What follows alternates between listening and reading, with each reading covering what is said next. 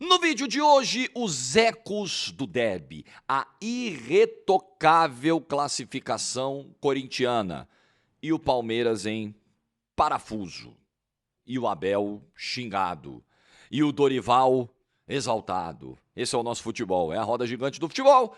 Dá um like no vídeo aí, se inscreve, ativa o sininho, rumo a 390 mil inscritos por aqui. Papais corintianos felizes nessa semana dos papais, e você pode dar de presente os produtos da Golcase, que tem uma linha oficial licenciada dos grandes clubes do Brasil. Então você tem garrafa térmica, capinha de celular e muito mais. Você pode personalizar, pode botar o nome do seu papai, tá tudo no site da Golcase. O site está com até 70% off em tudo.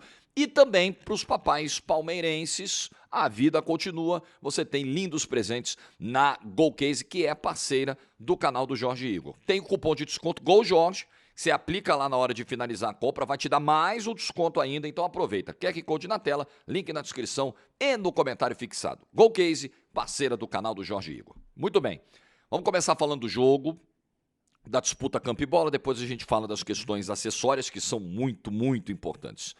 Bom, Jorge, Corinthians está sendo exaltado por uma classificação, por uma vitória dentro do Allianz Parque, que foi construída com uma superioridade numérica de 75 minutos, fora os acréscimos, porque o Aníbal é expulso aos 15. Mas vamos lá, duas coisas precisam ser ditas, três. Primeiro, o Corinthians não tem culpa do destempero do Aníbal Moreno, problema dele. Segunda, nos 14 minutos pré-cabeçada do Aníbal, o Corinthians vinha se comportando defensivamente muito bem, compactando suas linhas, encurtando os espaços do Palmeiras, impedindo jogadas de velocidade, cruzamentos, cortando cruzamentos. O Corinthians já vinha se comportando ok, não era um amasso, não era um inferno para cima dele dentro do Allianz Parque, no 11 contra 11. E aí, evidentemente, que no 11 contra 10, um abraço. Então, né, essa é a primeira coisa. O Corinthians não tem culpa. Segunda coisa, o Corinthians já vinha se comportando bem no 11 contra 11. E a terceira, os dois gols do Corinthians foram de bola parada. Num contexto de diferença numérica em campo, a bola parada ela dá uma equilibrada na coisa. O time que está em inferioridade, ele consegue reposicionar, traz todo mundo, né? É onde você minimiza um pouquinho o impacto da perda de um jogador. Os dois gols do Corinthians saíram assim. Saíram de bola parada. Então não tem desculpa, não tem nada, assim, não tem reparo a fazer. O Corinthians sai com um 3-0, tem muita discussão se 3-0 é goleada, eu acho que é placar clássico, eu acho que é contundente, é um 3-0 de contundência. É o Corinthians pegando o Palmeiras, um elenco mais caro, um trabalho mais consolidado, mais longevo, e passando 180 minutos sem tomar gol. Aliás, foi assim na decisão do Campeonato Paulista, né? Com direito a pênalti perdido do Veiga, defendido pelo Hugo Souza em Itaquera.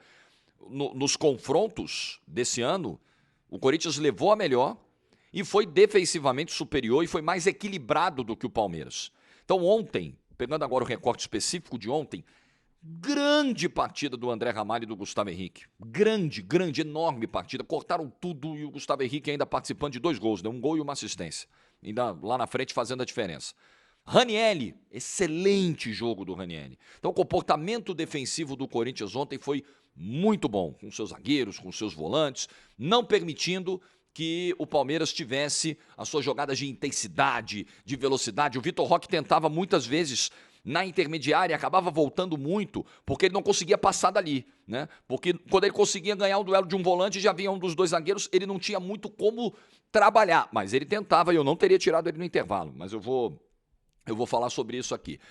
E além de tudo isso, além de ser um jogo seguro do ponto de vista tático do Corinthians, o Corinthians teve nervos e o Palmeiras não teve.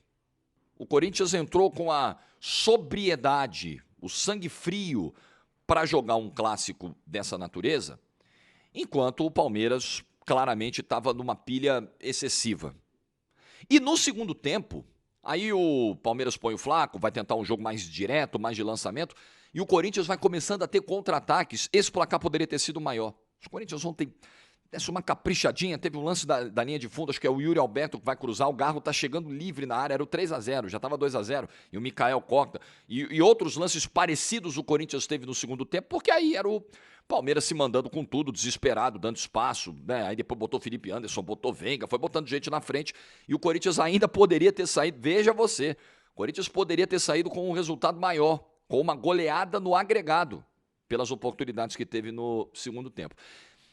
Então foi um Corinthians de um comportamento assim perfeito no confronto, absolutamente perfeito e sereno para jogar o jogo de ontem, para não entrar numa pilha excessiva, né? Para manter o jogo numa temperatura que lhe fosse confortável. E aí nós precisamos falar do Dorival.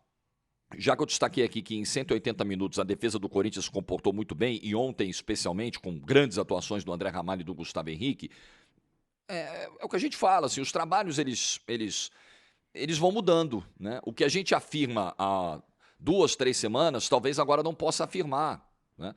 Ou talvez a gente tenha visto um sinal de melhora daquilo que a gente criticava há algumas semanas. E o Dorival foi criticado pelo desempenho defensivo do Corinthians, que não melhorou depois da chegada dele, mas convenhamos, nesse confronto, especialmente no jogo de ontem, a defesa corintiana foi muito bem. Mérito do Gustavo Henrique, que estava numa grande noite, claro. Mérito do André Ramalho, que estava numa grande noite, claro. Mérito do Dorival também. Agora a gente precisa ver se foi algo do clássico ou se você já começa a ter uma consistência nisso, um padrão consistente de melhora do setor defensivo do Corinthians. Ontem, não tem o que dizer. Excelente, excelente. E o Dorival começa o confronto com a pressão no talo. Eu tinha a percepção antes de a bola rolar a semana passada que o Dorival chegava para esse jogo numa pressão maior que a do Abel, num risco de queda real. Eu acho que, tanto que o Palmeiras foi eliminado e até este momento em que grava o vídeo, o futebol é tão dinâmico que, né, abre sempre a possibilidade aí para as mudanças e tal. Mas até este momento, são 8h07 da manhã, quando eu gravo o vídeo nesta quinta-feira, dia 7 de agosto do ano da graça de 2025, o Abel Ferreira está mantido no cargo, mesmo com a eliminação. Fosse o contrário, fosse um 3-0 Palmeiras no agregado, eu imagino que neste exato momento, talvez o Dorival não estivesse mais no cargo. Para você entender o tamanho da pressão que existia em cima do técnico do Corinthians, justamente pela falta de melhora do time. Aliás, por uma involução do time em relação ao trabalho do Ramon Dias. Mas no confronto, um excelente trabalho do Dorival. O Corinthians foi superior no confronto, o Corinthians foi melhor, mereceu a classificação. Nós estamos falando de um técnico, né, o Dorival Júnior, que, caramba, tem muita experiência nessa competição, né? Cara campeão de Copa do Brasil do Santos, no Flamengo, no São Paulo.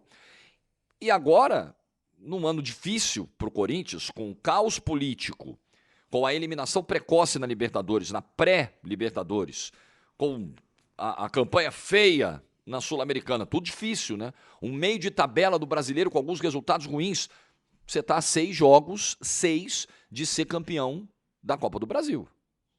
E mais, o elenco mais caro caiu, o segundo melhor elenco em tese caiu, né? Flamengo e Palmeiras foram eliminados ontem, na mesma noite, o que, em tese, o São Paulo, um time de Série A, caiu para um time da Série B, time de meio de tabela da Série B, olha aí, olha quem já foi ficando pelo caminho. O que, em tese, facilita o caminho do Corinthians. O Grêmio, que é time de Série A, já caiu lá atrás, o Santos, que é time de Série A, caiu lá atrás.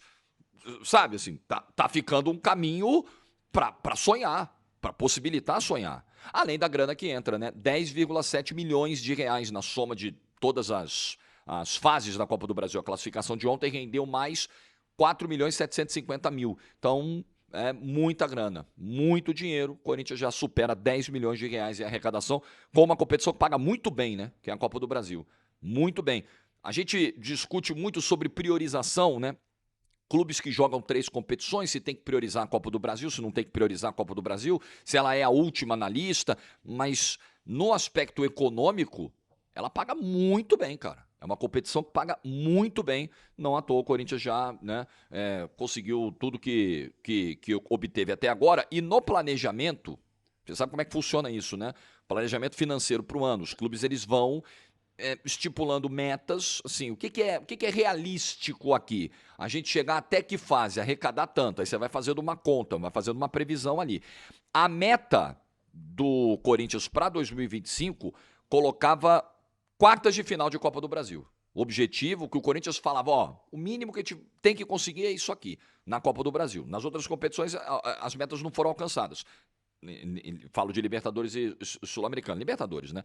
Mas na Copa do Brasil, a meta, no orçamento que o Conselho aprovou, estava lá escrito, quartas de final da Copa do Brasil. Meta batida.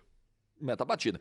Se o Corinthians for chegando, eu estava justamente aqui chegando os valores, ó, para a semifinal, premiação, R$ 9.922.000. Na final, o campeão recebe 77 milhões de reais. E o vice recebe 33 milhões de reais. Amigo, paga muito bem a Copa do Brasil, convenhamos. Muito bem. Bom, deixa eu falar do Palmeiras, do que foi o jogo do Palmeiras, e aí eu quero falar na sequência de Abel, de destempero da comissão técnica do Palmeiras ontem. Teve gente na comissão técnica do Corinthians expulsa também. Mas vamos lá, vamos chegar lá depois de falar do campo. Eu fui olhar os números do Flash Score, porque era um jogo em que o Palmeiras, dentro de casa, precisaria ser propositivo, como geralmente é, estava em desvantagem e precisaria ter um volume considerável de oportunidades para aumentar suas chances de abrir o placar, e abrir o quanto antes era muito importante. O Palmeiras, segundo o Flash Score, teve 19 finalizações totais. Finalizou mais do que o Corinthians, que teve 14. O Palmeiras teve mais posse, teve 54% de posse de bola. Porém, das 19 finalizações do Palmeiras, apenas duas foram no alvo. 2 de 19 finalizações. Eu sei que tem a expulsão do Aníbal. Eu sei, ela dificulta, né, todo um funcionamento de time, defensivo e ofensivo. Então, eu não estou tirando isso da conta, ok? Mas como eu disse aqui na análise do Corinthians, mesmo nos 14 minutos de 11 contra 11, o Palmeiras não vinha conseguindo um bombardeio do gol do Hugo, não vinha conseguindo conectar com condições de finalização, por exemplo, o Vitor Roque, não vinha fazendo tabelas, chegadas, e esse é talvez o grande problema do trabalho do Abel nesse momento. O grande símbolo ou a grande justificativa pro momento ruim que o Palmeiras atravessa. O Palmeiras é um time hoje pobre de ideias ofensivas. Pobre de repertório ofensivo. Aí o Palmeiras tem os seus 2 atacantes no elenco, Vitor Roque e Flaco Lopes. Aí o Vitor Roque fica se matando para tentar jogada de velocidade, correria, vem buscar a bola na intermediária, essa bola não chega tanto, não tem um entendimento tão grande assim, né? Aí ele vem, sofre uma falta, cava uma falta, vai para a área, volta, corre de novo. E tem o Flaco Lopes, que é lançamento e cruzamento, né? Bola esticada e chuveirinho para a área. Quantos cruzamentos o Palmeiras conseguiu fazer no segundo tempo pro Flaco ontem? Quantos? E em vários jogos tem acontecido isso. Entra o Flaco Lopes, quantas bolas chegam pro Flaco na característica dele, né? No forte dele? Eu não teria feito a alteração, eu acho que o Abel errou. Eu acho que essa alteração piorou um funcionamento de ataque que já era precário no primeiro tempo. E isso tem acontecido, isso não aconteceu ontem depois da expulsão do Aníbal. A pobreza ofensiva do Palmeiras, ela não foi uma exclusividade do jogo de ontem em função de ter um jogador a menos desde os 14, 15 minutos do primeiro tempo. Ela é algo sistêmico hoje. Ela está presente no trabalho do Abel há algum tempo.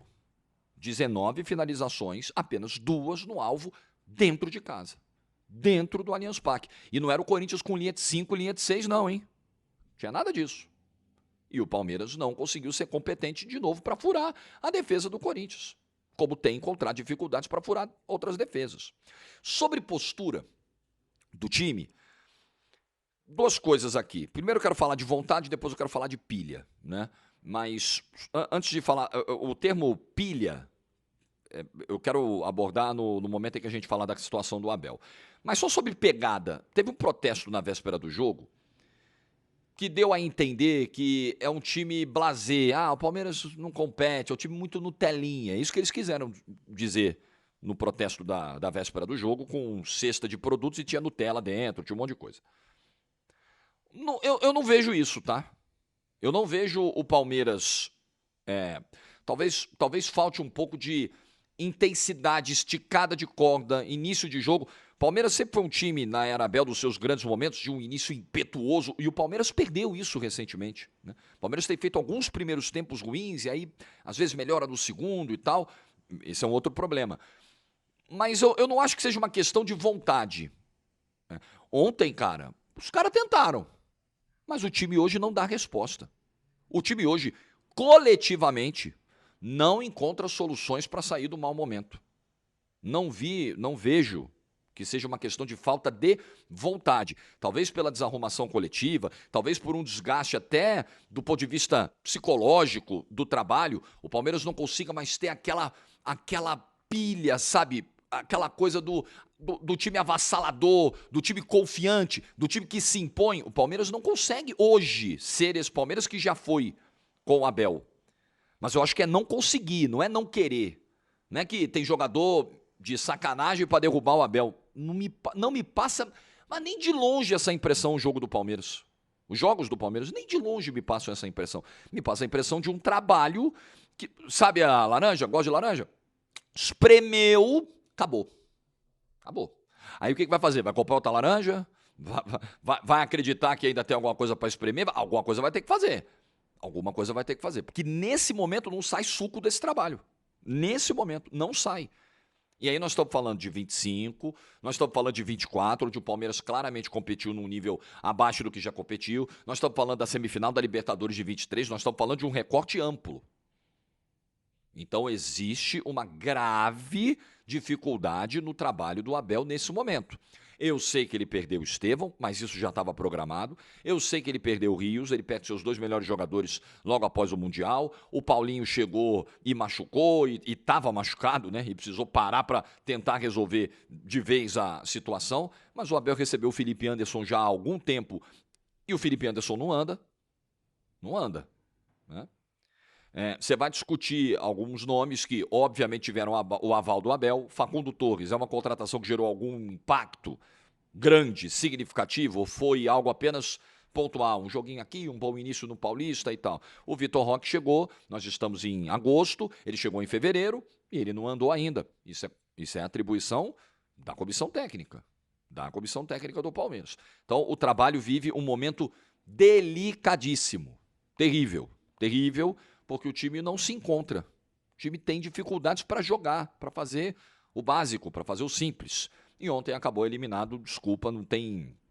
Como eu disse aqui na análise do Corinthians, é uma classificação do Corinthians irretocável e é uma eliminação do Palmeiras indiscutível. Você não pode colocar qualquer fator externo, qualquer coisa fora do comum na eliminação, sabe? Qualquer coisa que foge do controle da eliminação. Não dá. Palmeiras tomou 2 gols de bola. Ah, nós estamos com 1 a menos. Pô, nós estamos com 10 e tal. O Palmeiras tomou 2 gols de bola parada, pô. Bola parada, desculpa. Bola parada onde se minimiza um pouco o impacto da ausência de um jogador. Tomou 2 gols de bola parada. Então, é um Palmeiras que, na frente do gol, não sabe o que fazer. Não sabe. Ofensivamente, o Palmeiras hoje é um time que não tem ideias. Não tem ideias. E aí, voltando a falar do Abel, as mexidas pioram o time no segundo tempo. Já falei aqui da entrada do Flávio Lopes, um monte de tentativa de ligação direta, várias infrutíferas. Emiliano Martínez também, outra entrada que não deu certo, aliás, acabou expulso também na reta final do jogo. Então, é um Palmeiras que cai de novo nas oitavas. É frustrante. Ano passado eu vi esse discurso que eu acho que era uma tentativa de atenuar o que aconteceu, né? Talvez um conforto, um consolo. Pô, mas caiu para os campeões, né? Caiu para o Flamengo na Copa do Brasil, que foi campeão, caiu para o Botafogo na Libertadores, que foi campeão. Tá, ok, mas caiu nas oitavas. Caiu precocemente. Muito distante, não só do que se planeja. Obviamente que o Palmeiras, quando fez o planejamento, o orçamento para o ano, ele botou Copa do Brasil além das oitavas, Libertadores a mesma coisa, com certeza absoluta. Mas não é só isso, é uma frustração esportiva. Você olha e fala, caramba, Olha o que o Palmeiras gastou, olha o que o Palmeiras investiu para cair 2 anos, pelo segundo ano consecutivo, nas oitavas. Na primeira fase, assim, realmente aguda da competição, você já caiu. E cai pro teu rival. Você cai pro teu maior rival dentro da tua casa. Então o Palmeiras precisa recuperar o seu futebol, o seu repertório ofensivo, recuperar alguns jogadores, elevar o seu nível coletivo, achar soluções. O Abel parece não encontrar soluções hoje e a tal cabeça fria precisa aparecer de novo. Aí nós vamos falar do destempero da beira do campo que passou para o campo e que do campo volta para o banco. Eu vi o Paulo Calçade falar isso ontem e concordo totalmente. É o destempero que começa no banco, vai para o campo, do campo volta para o banco. E ontem era um caos a área técnica do Palmeiras. Um caos. Não que nunca tenha sido. Né? A gente sabe. A gente sabe e eu já falei sobre isso aqui no canal várias vezes. E eu nunca tive receio de falar isso. Agora vai parecer muito fácil, né? Porque o Abel está sendo criticado pela própria torcida, por parte da própria torcida. Mas quando existia 0% de crítica pro Abel, ou 1%, de crítica pro Abel, falar isso era muito difícil, porque o palmeirense bombardeava. Pô, mas você fica falando do Abel, perseguição, parece que ninguém faz, parece que é só o Abel virou a Geni, né? Então agora é fácil. Mas eu já falava sobre isso aqui antes, tá? Que o comportamento, que tem uma estratégia muito clara, que o João Martins é o cara escolhido para encher o saco. Para encher o saco. É uma figura insuportável na beira do campo, o João Martins. Não é o único no futebol brasileiro, repito. Existem outros que se comportam muito mal na beira do campo. Aliás, praticamente todas as comissões técnicas, mas no nível do João Martins, eu pelo menos não vejo. O que tivemos próximo disso aqui foi o Zubeldia. Perto desse nível Abel, João Martins, foi o Zubeldia também. Era outra encheção de saco, era outro inferno também na área técnica.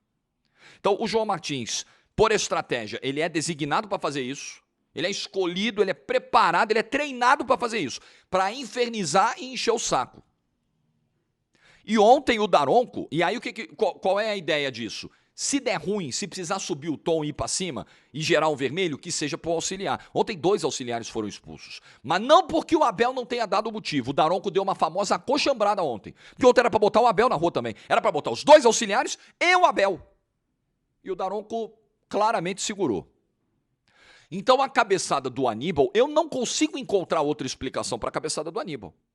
Até narrando o jogo no YouTube da TNT Sports, eu brinquei, falei, cara, eu queria muito ter a oportunidade. Se me dessem um pedido para ser atendido na noite de ontem, poder perguntar para o Aníbal, Aníbal, que diabos passou na sua cabeça para dar a cabeçada no Martínez? O que aconteceu, irmão? Que loucura foi essa? Para botar o time no mato, uma expulsão com 14 minutos. Então, é um time pilhado. E aí, quando as coisas não funcionam, quando o time se desencaixa, quando o time não tem mais ideias, quando o treinador não consegue mais extrair o melhor do seu elenco, de um elenco que já deu tanto, de elencos, né? Porque esse elenco mudou bastante, é verdade. Mas quando o Abel já não consegue fazer o que fez em trabalhos anteriores, com formações anteriores, vai gerando esse ambiente de nervosismo. A confiança está lá embaixo, a tensão está no alto. Você está tentando, não está conseguindo. O time não está andando. Você está sendo superado pelo teu rival. A tua arquibancada está te pressionando. Aí a cabeça explode. Se a cabeça não estiver fria, ela vai explodir. E quem é o responsável? De onde deveria começar o esfriamento da cabeça? Quem é que tem que transmitir essa serenidade para tocar o trabalho? É a comissão técnica. E o Abel está longe disso. Abel, João, mas pelo menos no comportamento de beira do campo. Não digo dia a dia, porque eu não vivo dia a dia. Mas no comportamento de beira de campo é um negócio lamentável. Então, ontem foi vergonhosa a partida do Daronco ontem. Daronco que é de Daronco. Justos. A gente sempre tenta ser justo aqui. A partida do Daronco é uma boa partida. Não tem nenhum erro grave, a expulsão é correta, não tem falta no lance do gol do Bidu, que gera a expulsão do João Martins, a reclamação. Uma boa atuação do Daronco. Não tem o que falar da atuação do Daronco. Não existia motivo para tudo aquilo que foi feito, para o circo, para a palhaçada que a comissão técnica do Palmeiras armou ontem na beira do campo. Palhaçada é o nome.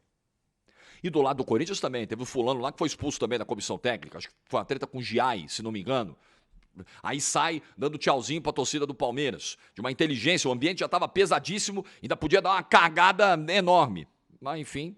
Aliás, ontem de novo, né? Tem a comemoração do primeiro gol, o gol do Bidu. Ele vai pra bandeirinha de escanteio, aí ele pega o escudo e tal. Ah, mas foi na frente da torcida do Palmeiras. Irmão, só tem torcida do Palmeiras.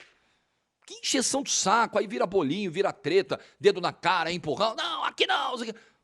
Cara, é um negócio infantil, gente.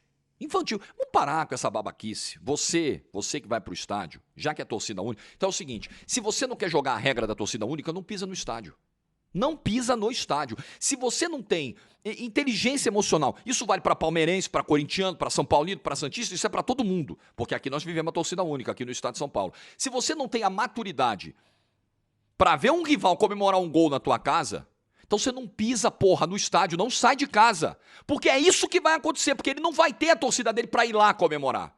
Pra ir lá, olhar lá pro alto, pro último andar da arquibancada e falar, ele não tem, porque foi tirado dele esse direito. Porque a sua própria torcida, quando joga fora de casa, não pode ir. É a mesma coisa que os rivais passam, que você passa. Então, na sua casa, na minha casa, eu, Alecrim Dourado, não posso permitir a comemoração. Vai virar o que os caras do Espanhol fizeram há 2 anos aí, quando o Barcelona foi campeão na casa deles. O Espanhol é rival local do Barcelona. O Barcelona ganhou o título lá dentro. Porra, acabamos de ser campeões. O que a gente vai fazer quando é campeão? Vai comemorar. A torcida do Espanhol entrou no campo e expulsou os caras aqui, vocês não vão comemorar. É isso então que a gente vai normalizar. Show. Pode acontecer com o seu time, pode acontecer o contrário. Seu time jogar na casa do adversário, né? Jogar em Itaquera, jogar no Morumbi, jogar... e não poder comemorar um gol, porque não, aqui não.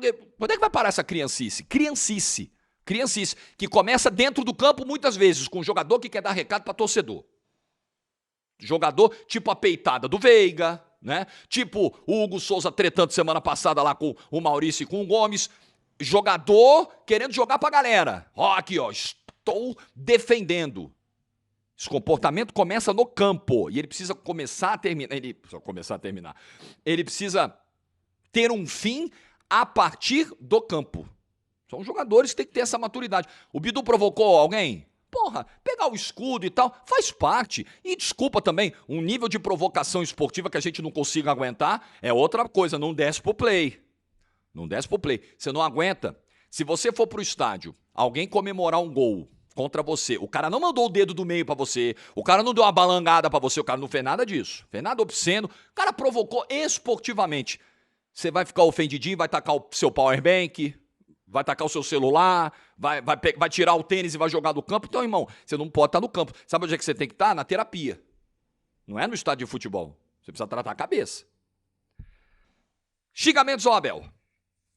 Eu confesso que nunca imaginei que os xingamentos fossem chegar ao nível que chegaram ontem. Ao volume, né, à forma e ao conteúdo. Principalmente conteúdo. O Abel mandado para aquele lugar. Ei, Abel, vai para aquele lugar. Palmeiras não precisa de você e tal. Uma parte da torcida puxou esse coro do Ei, Abel vai tomar naquele lugar e foi forte, foi muita gente. É um coro que, pelo que me pareceu, se você, palmeirense que estava no Allianz, tiver percebido algo diferente, deixa aqui nos comentários e me ajuda. Eu estava narrando o jogo no estúdio, mas com o som do estádio. O que me pareceu foi que esse coro começou na arquibancada da organizada, começou na Mancha.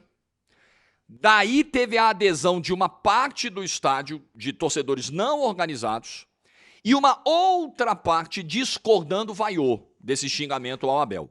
Foi isso que me pareceu. Então não foi a meia dúzia só da organizada. O que me pareceu é que começou na organizada e teve a adesão de uma parte dos torcedores comuns. O que eu penso disso? Eu acho ruim, eu acho triste que a relação com um ídolo possa se desgastar a ponto dele ser xingado pela torcida que sempre o idolatrou, do clube onde ele fez história. Eu vejo muita gente falar justamente sobre isso, né? O cara que já foi ídolo do clube, aí ele tem a oportunidade de voltar para um outro cargo, como treinador, como diretor, até como presidente. E aí o cara pensa melhor e fala, não, pô, porque aí, cara, se der ruim, eu vou ser vaiado pela própria torcida, eu vou quebrar esse encanto da idolatria. É melhor não voltar. Falam muito isso do Zico, né, no Flamengo. Pô, por que o Zico nunca foi presidente do Flamengo? Imagina, Ei, Zico. Ah, Jorge, não faria. Eu não boto mão no fogo por torcida nenhuma. Ah, não, a minha não faria. Irmão, a gente sabe como funcionam as coisas do futebol. Futebol é cabeça quente. Futebol tem um nível. Até o Formiga falava isso ontem no pós-jogo da TNT Sports. Eu tava voltando para casa ouvindo o prorrogação do carro. E, pô, faz todo sentido. Achei uma análise brilhante do Formiga. Tem um nível de ingratidão aí, cara.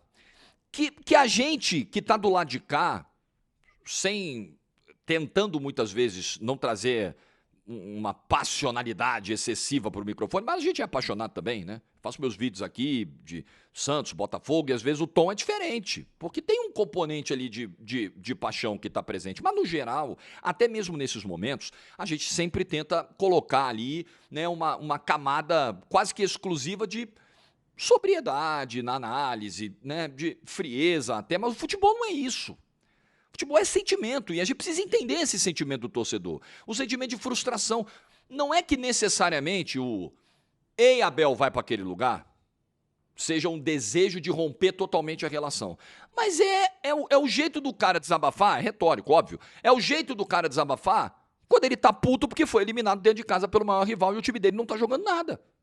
Tipo assim, pô, irmão, você é o maior da nossa história, a gente te adora, mas caramba, não dá, porra. Não dá pra ser dois mata-mata seguidos tomar pau do Corinthians. É isso que justifica, é isso que explica. Não é que necessariamente. Alguns acho que defendem a saída do Abel, a interrupção do trabalho, eu não faria isso, mas entendo que há motivos para questionar, muitos motivos, muitos motivos para questionar o trabalho do Abel nesse momento, tá? Mas muitos. Entendo totalmente. Agora. Faz parte, cara. É ruim chegar nesse ponto. O cara que venceu tanto. Mas ninguém tá imune a críticas. Eu tenho só uma questão do xingamento, sabe? Incomoda, né? É o Renato Gaúcho ser xingado pela torcida do Grêmio. Você imagina um negócio desse? Eu não imagino. É o, sei lá, seria o Rei Pelé, o saudoso, ser xingado pela torcida do Santos. Você imaginaria um negócio desse? Eu não imaginaria. Dei o exemplo do Zico aqui, né? Imagina, ídolos históricos, né? Treinadores ou jogadores históricos. Um negócio que você fala, pô, não, né? Não vai acontecer, nunca vai acontecer. Mas pode acontecer, pode. Porque o futebol é isso aí, cara. Aliás, como tudo na vida, né? Você é cobrar todo dia. Eu falo muito isso aqui, trago muito pra nossa realidade. Falo, galera, todo dia é chefe ligando, é encheção de saco, é cobrança, é pressão, é reclamação, é crítica. Às vezes vem um elogio, mas na maioria das vezes vem a porrada. É do jogo. Somos diariamente cobrados. E o Abel não está imune a isso. Não acho que o xingamento de ontem seja um desejo de expulsar o Abel do Palmeiras. Eu acho que tem muito ali do desabafo. E aí sobrou para todo mundo. Tanto que depois os xingamentos começam com Leila, Barros, Abel. Depois eles vão pro time todo. A torcida do Palmeiras pegou a escalação, isso já com 44, 45 do segundo tempo, pegou a escalação um por um. Ei, o Everton, vai tomar naquele lugar. Ei, Giai, vai tomar. Ei, Mikael, vai tomar. Ei, Gomes, ei, Piquerez, para todo mundo. Então não foi exclusividade do Abel.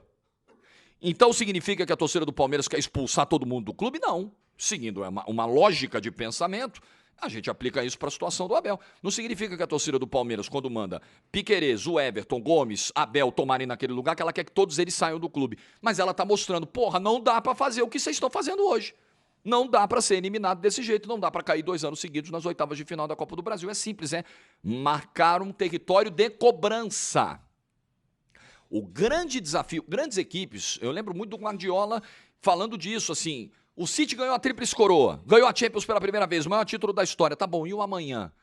E a ambição? E esse grupo ainda vai ter tesão, ânimo para correr atrás de novos títulos, para tentar ganhar a Champions de novo na temporada seguinte? Esse é o grande desafio. É o que muita gente fala, é uma frase feita. Vencer é difícil, se manter no topo é mais difícil ainda, se manter vencendo é mais difícil ainda. Esse é o desafio pro Abel hoje.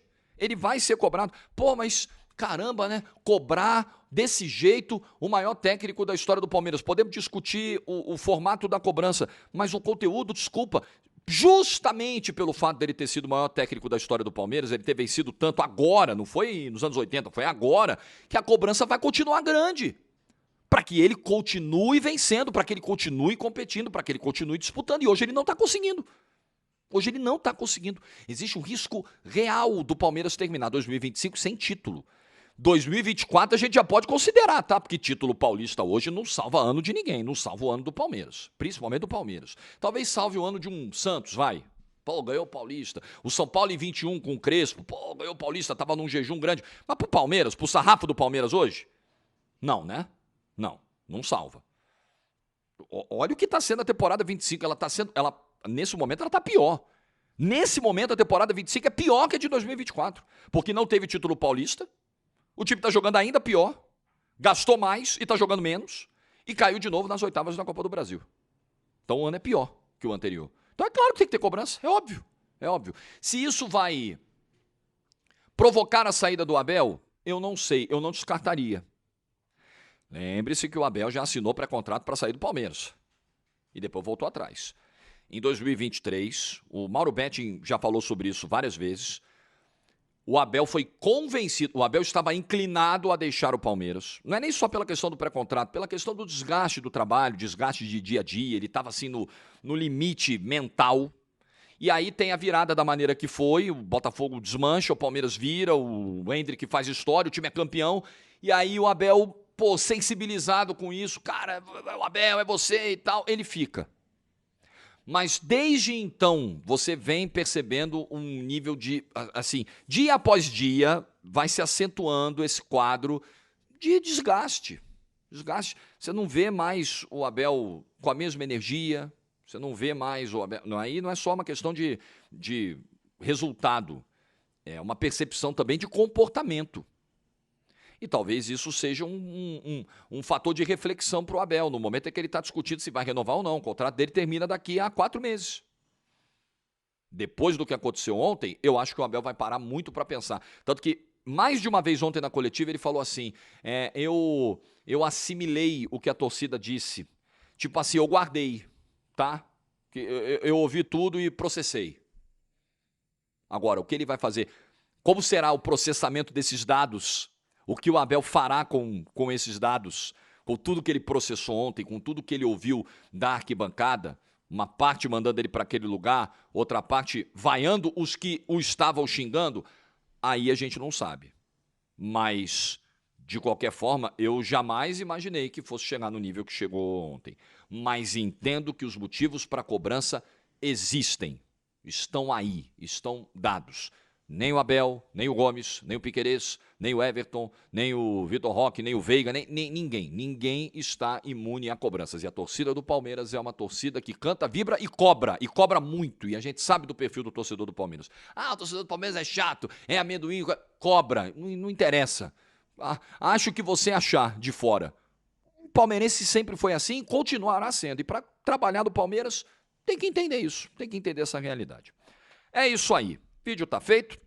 Foi o único jogo que eu pude acompanhar, até por ter narrado ontem. E aí, quando você vai narrar o jogo, você tem que fazer a preparação, você chega muito antes e tal. Então, eu não consegui ver nada dos jogos das 7. Queria muito falar da eliminação surpreendente do São Paulo, da expulsão do Rafael, que eu vi o lance, tô até agora sem ter convencimento daquilo. Do Jandrei batendo pênalti. O Jandrei bateu pênalti.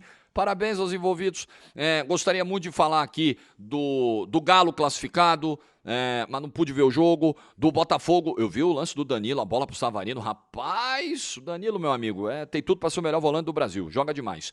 Mas vou ficar devendo porque só tive como acompanhar o clássico ontem por estar envolvido na narração do jogo. Tá bom? Nos vemos logo mais. Like no vídeo, se você ficou até o final. Excelente quinta-feira para todo mundo. Juízo e tchau.